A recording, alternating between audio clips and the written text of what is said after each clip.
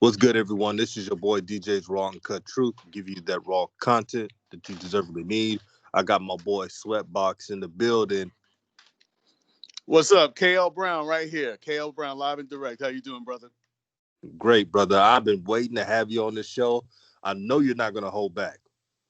Oh, no, not at all. I've been a fan of your show for a long time, since the days of Big Baller Brand and when, Lonzo was first getting out of UCLA, and you're just doing a wonderful job on your channel. So anything that I can do to support, whether it be call in every once in every 3 years, I'll do that for you too. But I always got Absolutely. always got my ear to the phone, listening to your podcast. Much appreciated. I appreciate the work you put in. Thank you, brother. And I appreciate that. You're one of the few people who we could disagree on an argument, but it's always classy. It's always civilized. And you always give me respect. I always give you respect. And this is a difference between a fan and the stand. You're a real fan because you watch film. The hater may say, "Oh, KL Brown is a stand because he defends that Lonzo never had an offseason, that Lonzo never had adequate coaches over 500, that Hmm. Lonzo never had direction. He's one of the few number two overall picks that never had a team built around him. Bi was the number two overall pick. D'Lo, those guys never had teams built around them. That is true. I think I don't get into this. Is what I was telling you earlier. I don't really get into the whole stan and fan. Listen, I'm a hoop fan. I go back to the days of Larry Bird, Kevin McHale, Dennis Johnson, the '80s Celtics passing the ball around. I grew up watching even film of the Knicks teams from the '70s. Believe it or Hmm. not, that were all into ball movement. And we're talking Walt Frazier and Earl Monroe. Backcourt people said couldn't work. Bill Bradley, Senator Bill Bradley, passing the ball around, playing together, playing winning basketball. The Lakers of the '80s playing winning basketball. The Pistons of the early 2000s playing winning basketball. Shaq and Kobe Lakers winning basketball. They had to be taught winning basketball by the Zen master. You know what I'm saying? Where you can't play on an island, or like I like to say, play in a tunnel. You got to play with a team, and you're part of a community when you play in that team. And if you're the type of person that's into just individual player success, that's not what I'm all about. So that's why I'm a fan. I was drawn to Lonzo Ball's game and also LaMelo Ball's game, because they know how to not just play in a tunnel, but the way that LeVar Ball has actually did a wonderful job. There's obviously certain deficiencies he has as a coach in terms of the technical aspects of the game, teaching his boys. But what I think a lot of fans need to understand is that black man put time into his kids. He put time into molding, Hmm. big picture schemes with his kids in terms of how to treat people on the court, how to share the basketball. Not to be obsessed with your own individual stats, but your collective team success. And that is why I'm a big fan and supporter, advocate of Lonzo Ball, LaMelo Ball, and that style of play. Which to me is just reminiscent of all those old school teams and old school players going back to Jason Kidd, Gary Payton, Magic Johnson, who played the same damn way. It's not about me, it's about we. Exactly, man. You're you're what I call a fan of a style of play. Lonzo's style of play attracts you and want to watch him play. His Absolutely. unselfishness, his passing ability. Um, some shines believe that a fan of Lonzo is just a fan for no reason because of his dad and anything else. But a lot of us have watched him play since high school, and we Oh yeah. saw how he made players into D1 player prospects that was never in the radar until he started What's being a that part big man of at Jalen Hood. UCLA? He got drafted in the first round. Well, he's about to get drafted. No. The one that Lonzo played with that he got drafted in the first round. The white boy from You still like, that oh. nobody had heard of. Man, I mean, he was okay in high he's like school. 6'11", the 6'11" white kid. Yeah, for is it Indiana? He got Indiana Yeah, the drafted him. Pacers.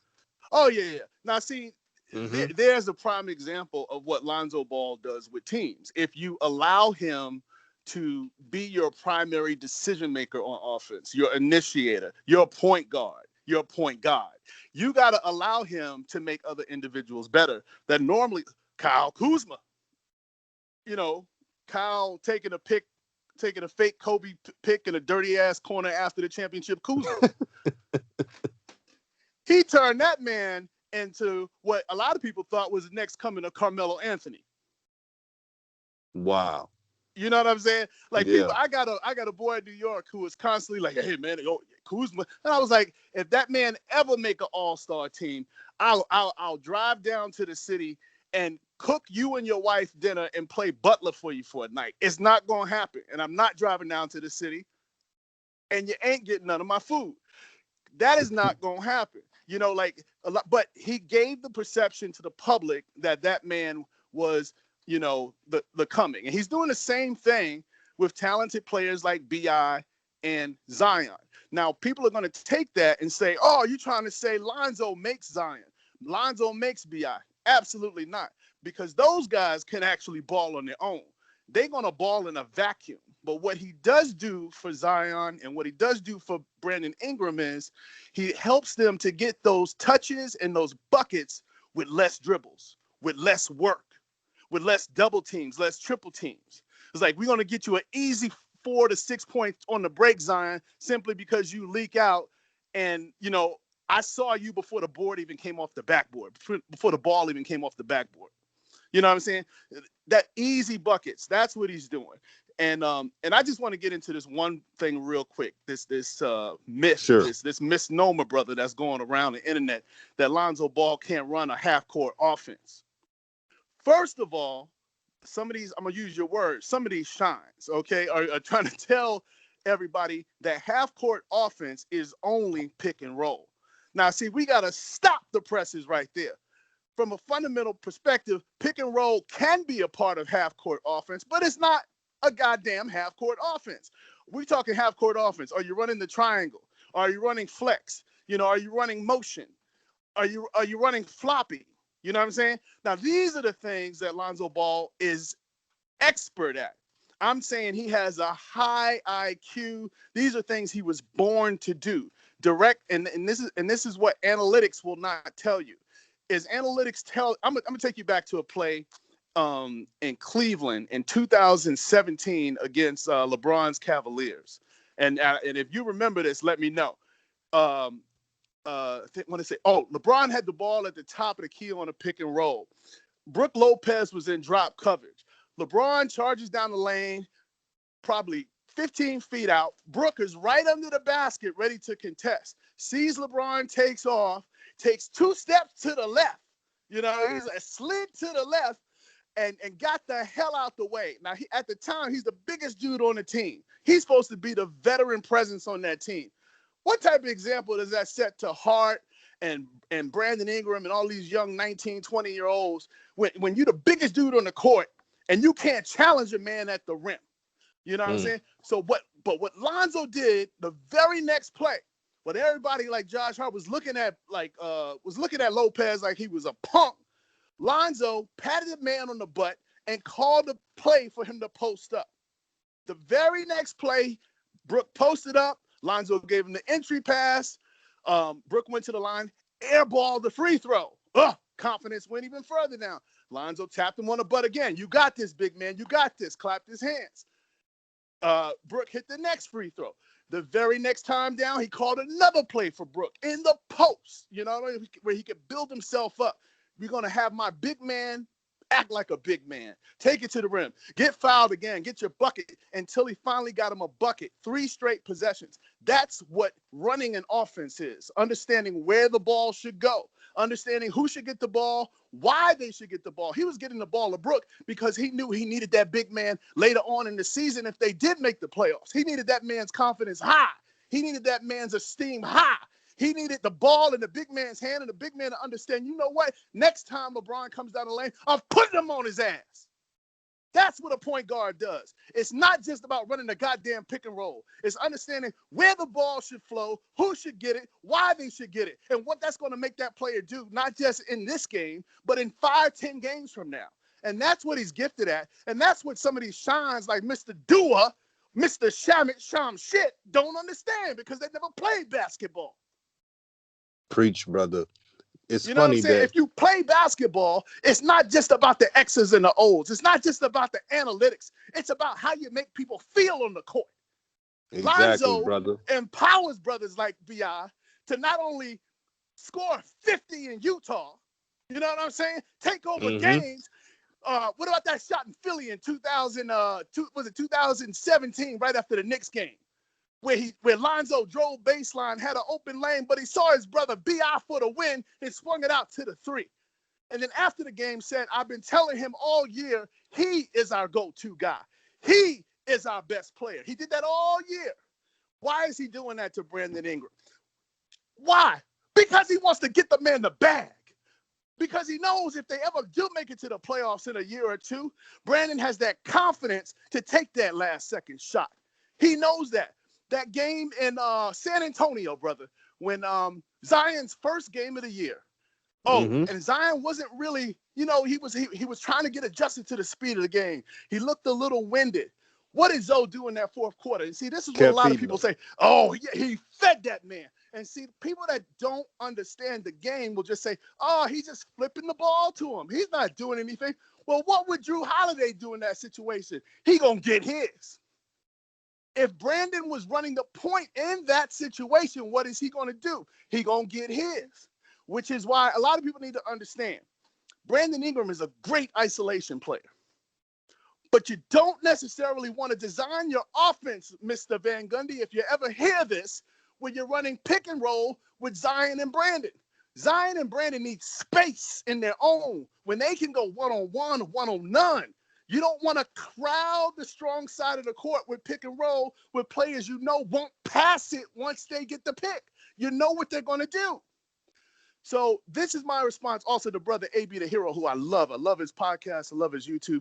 But he's been trying to say the last couple of days, the last couple of streams, that Lonzo is a pattern player. Now, I'm going to push back on that because you can't be a pattern player if nobody knows where the pass is going. What Lonzo needs to do is exactly what brother Gary Payton said he needs to do. Yes, he needs to be more aggressive. Yes, he needs to take it to the hole. Yes, he needs to get more confidence in his body. That's where that's going to come from. The reason y'all didn't see Lonzo taking it to the hole this year, especially in the beginning of the season, he lost confidence in his body. He had injury after injury. And so, therefore, over time, especially when you're a slight brother, I met the brother in person. He need breakfast, lunch, and dinner twice a day. The brother is slim. He's slim, as slim as he look on TV. In person, I love the brother. But your lollipop, man, we gotta put some meat on the lollipop. He got the lollipop head. He got the biggest head in the NBA, but it's slender. You gotta put some weight on, and that's why when you get in them trees. If you don't have that confidence and you haven't been doing it your whole life and you've already been knocked to the floor a couple times and your dumb coach, Luke Walton, played you not just an entire quarter, but 2 straight quarters in a row till you hurt your knee, and then when you came back, he played you again 2 straight quarters without a break, and then you hurt your shoulder.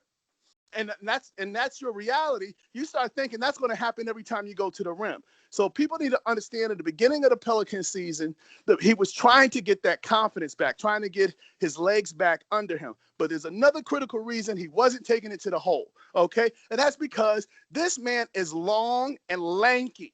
He's not a shifty, crafty Kyrie Irving, Isaiah Thomas type guard where you can set the low screen below the foul line, and he still got 4 or 5 different counter moves in that small space to get his shot off. He's not even his brother LaMelo, who can come with the okie doke, fake you with the left on the left-hand side of the rim and then jelly it back up on the right. That's not his game. He's more of a straight line driver, a lot like a skinnier, smaller version of LeBron. He's not going to have a lot of euros and switch direction stuff in his game yet. It's not there yet. You understand? So we talk about the deficiencies in some of his training growing up in high school. Obviously, that package, that bag is part of it. But guess what? You can develop that over the summer or the fall now. You can develop that in a year or two. What you can't develop is the passing readability. You see what I'm saying? Like you can't, Yes. that's what you can't, and that's what he has that makes him a non-pattern player. But back to functionally speaking, what's missing in the driving is the lack of screening high above the arc. Because he's so long, it's going to take him an extra step to unravel going to the rim. He has to develop speed. We know how fast he is, but that shift of speed and gear is what's lacking. So you set the pick up higher, okay, which is what he did all 2017-18 when he had Brooke Lopez as his center and he was playing pick and roll with Julius Randle. Bigs that actually knew how to set a damn pick, put their body on a man, and you don't let the man off until your point guard gets sufficient space coming off your hip. The Pelicans bigs can't set picks for shit. Jackson Hayes, it's a mentality thing. You play football, so where's the physicality? You know why? Because you was a wide receiver and you wasn't a defensive tackle. You wasn't an offensive tackle. You wasn't a tight end. So that's used to that physicality. Jackson Hayes, if he slip another goddamn screen before the guard get off, I'm going to lose my shit. Hey, brother, You got to I gotta hold a say pick. this. Go ahead. Brother, I gotta say this.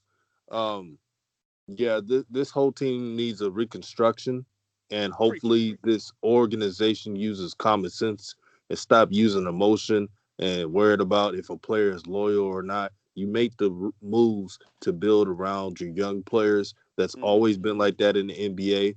I'm tired of them getting sorry defensive players like Jaleel Slootfoot Okafor. Slewfoot Okafor. I saw him firsthand in Boston when he came to play. Now, he Horrible. got some good low post moves, but he's going to give up 4 on the other end just for every 2 he get on this end. And then I we feel got bad for the brother because he worked himself in shape, but you know what? It's a mentality thing, DJ. He just ain't got it upstairs. So no matter how much he changed his body, it's just certain instincts he got not to box out on the defensive rebound position. You know what I'm saying? Not to that's so true, always man. hold the screens, not to, And brother, don't go forget ahead. Etwan Moore. Don't forget Etwan Moore, who Now, takes every shot more than their mama. he never met a shot he didn't love. Etwan like to shoot. But here's the thing with Etwan, and see, there's a place for brothers like Etwan on every team, given what you said before, structure and coaching. Mm-hmm. You know what I'm saying? You can't put him in the game, and then he's your primary facilitator, and then wonder why there's no passing going on, or you isolated 90% of the possessions. He's one of those guys. It's like my man Lance Stevenson. Coach, why Lance Stevenson has always been successful in Indiana?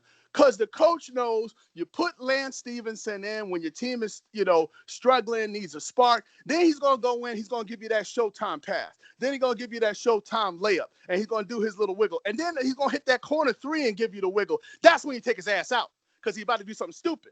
See, a good coach knows Lance about to do some stupid shit. So you take him out because you know him. You know what I'm saying?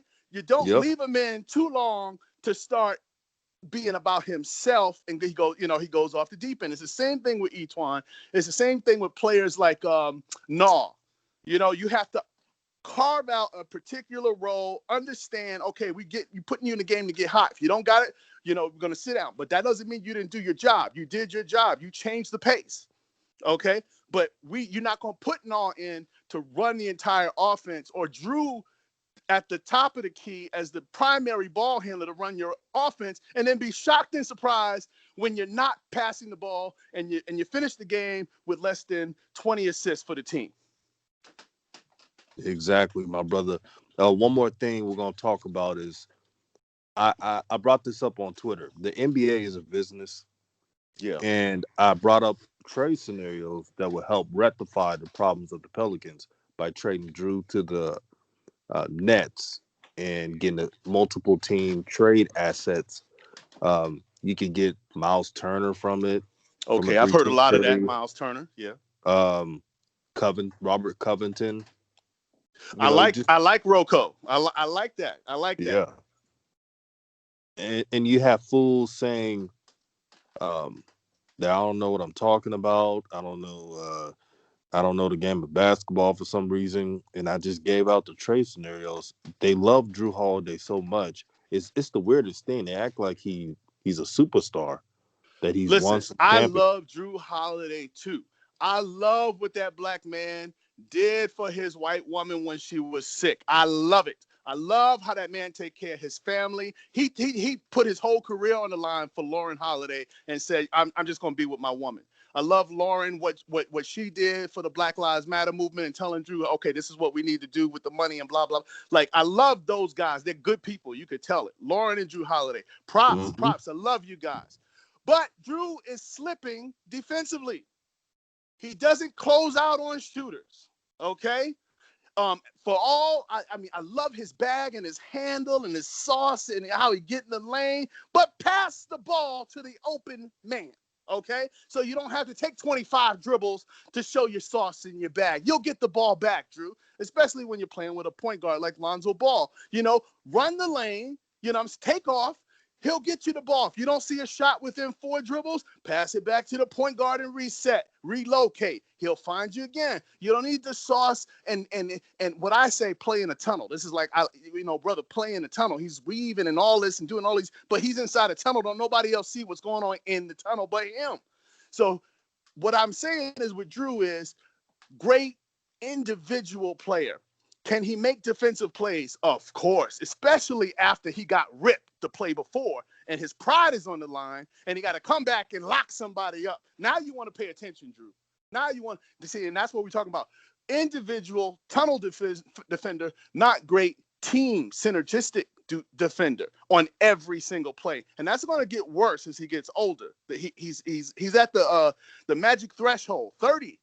Now that's when people stop locking up on every play. Because you know why, DJ? You talked about business and money. He's thinking about his Hmm. next bag. He's preserving his body for the next bag. And that is far different than what this young team needs in terms of building a cohesive defensive unit, which is what the Lakers had for the stretch when B.I., Hart, and Lonzo Ball were all healthy in 2017-18 and also in 18-19, even when LeBron was on there.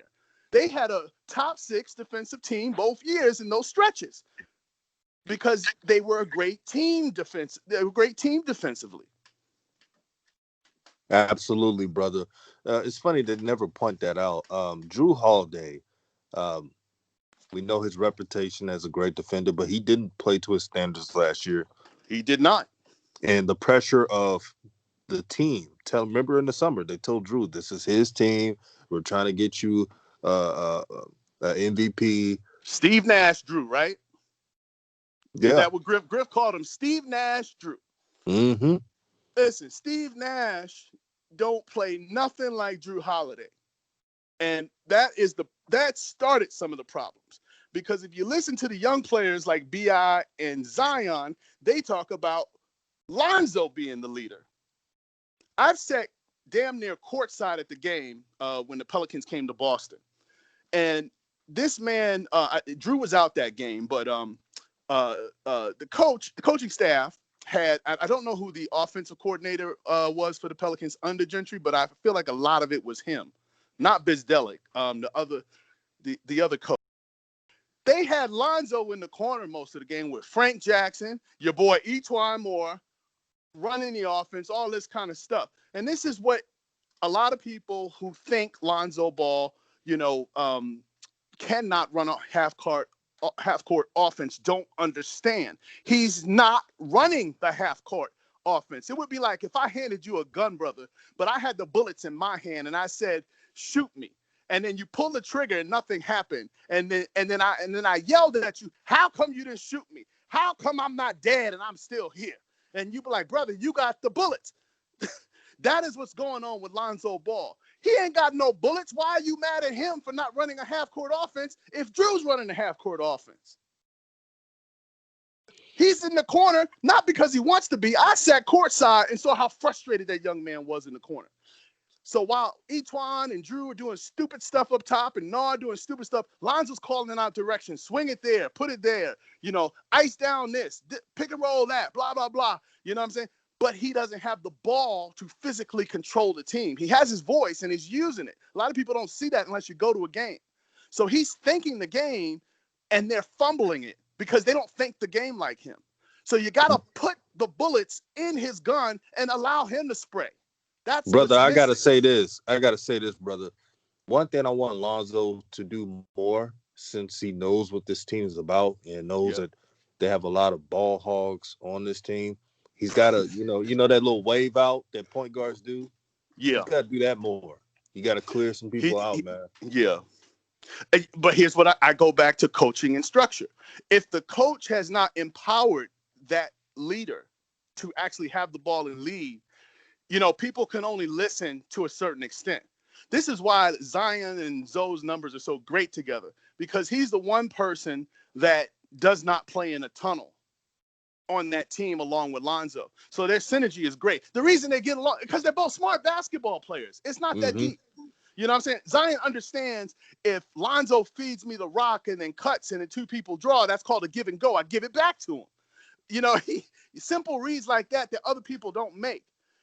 Even that game in the first game in San Antonio when Zion was hitting all those 3-point shots. How many times do we also see Zion kind of drive into the lane a little bit or get in the post and kick it back out and Zoe hit the shot? Why is Zoe hitting the shot? Because he's confident the ball's going to come back out on rhythm. Not like what was going on in the bubble when nobody and their mama was passing Lonzo. I had people look him right in the eye. I saw Jrue Holiday come down the lane one time. Lonzo cut back door, wide open slam dunk lob. He looked at him, decided not to pass it, took 2 more dribbles, and then gave it to Frank Jackson, trailing for an even more difficult layup. I was like, you know what? This team is bullshit in that moment. I said, I see what y'all about. Y'all playing keep away basketball. And then you saw Lonzo start to slump and his confidence start to go away. You know what I'm saying? It's because nobody is feeding off of each other. Nobody cares about one another. There's no collective empathy for one another as basketball players, as athletes, to want to do well and do better than you could do on your own. It's missing from this team. So you know what? You need to clean house. You need to burn it all down, and you start over with your key core young pieces. So with that said, Mr. Frank Jackson, you got to go. Mr. Etwan Moore, you got to go. Who's the brother with one Achilles on the bench? I'm sorry, I don't even remember your name. You got to go too. Mr. Jahlil Okafor, as nice as you are, all you Duke motherfuckers, you got to go because you're too soft. We need to bring in a new DNA, a new identity. As much as I love Jrue, you need to go to a veteran team. Go to a veteran team where, you know what, you want to take plays off. Well, on this team, you only got to be the 6th man. You come in, you be the super sub.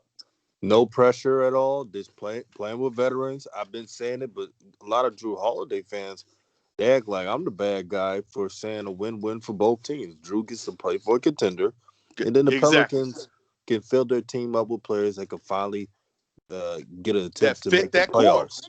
Yeah. Exactly. And fit that core. And this team needs Rough Riders. First and Mm-hmm. foremost, you need Rough Riders for 2 reasons. For what they'll do on the court, like you mentioned, Rocco. I like him at his position. He's kind of like a in-between small and power forward that can shoot a little bit. He can also play that shooting guard defensively, sometimes on the wing, very versatile. I like him, hard-nosed. I'm always saying they need to go out and get Bol. I like the idea of Bol playing next to Zion. Why? Because unlike Mr. Jackson Hayes, Bol likes blocking shots. And guess what? He's gifted at it. Bol likes Yeah. intimidating people in the lane, and he's only going to get stronger. People just look at him and they're like, oh, he's too skinny. What? Big difference between him and Manute, his father. They lift weights now. Bol already put on a couple of pounds. But you know what else Bol does? High IQ for the game. Some of them passes he made in the bubble. Can you imagine Jackson Hayes passing the ball like Bol?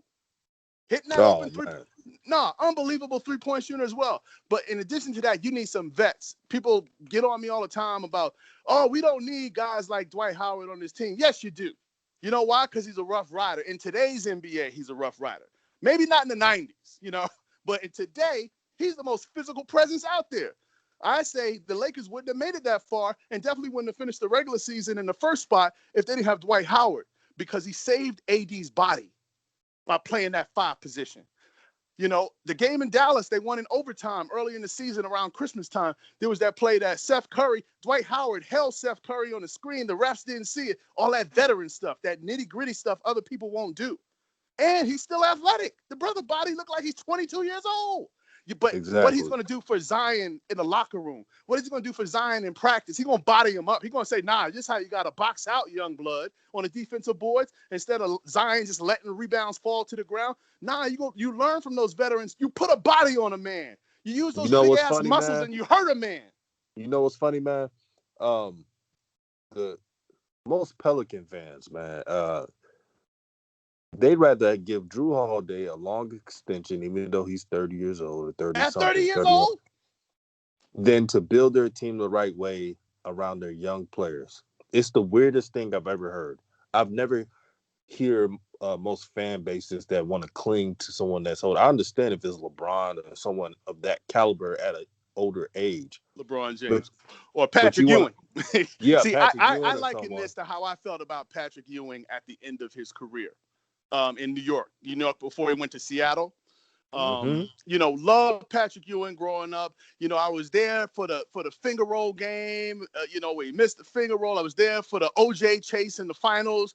When I feel like I blame OJ for the Knicks not beating the Rockets that year. That's what, you know, everything. The Knicks had the game going. They had the momentum, and all of a sudden, everybody was like, "Turn on the TV, a brother in the Bronco, a brother in the Bronco." And after that moment, the Knicks went downhill.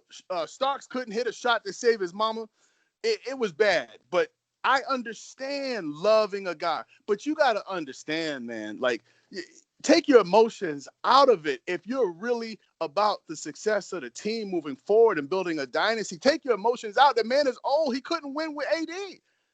You know, and people say, well, in the playoffs with Rondo, that was Rondo.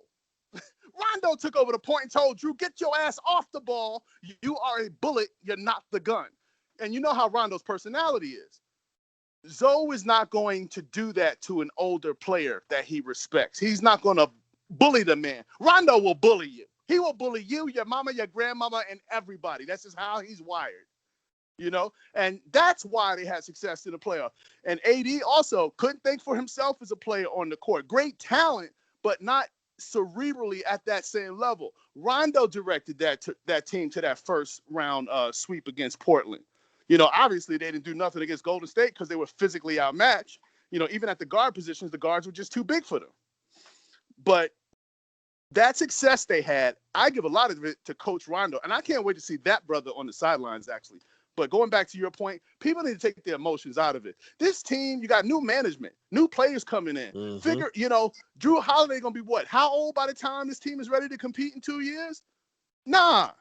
Plus, Yeah. you're at a size disadvantage with that smallish combo guard. As good as you think he might be defensively, it's better to just move brother Brandon Ingram up to the two-guard position. Now you have a big backcourt.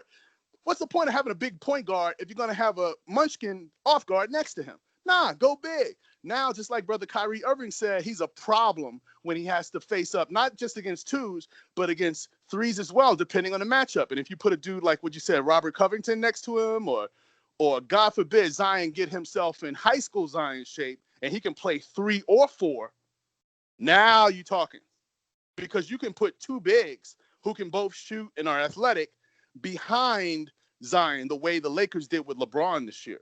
You know how they play AD and McGee or AD and Dwight behind LeBron? So every time LeBron got blown by, you had those twin towers there to block the shot or get the rebound, get the defensive rebound.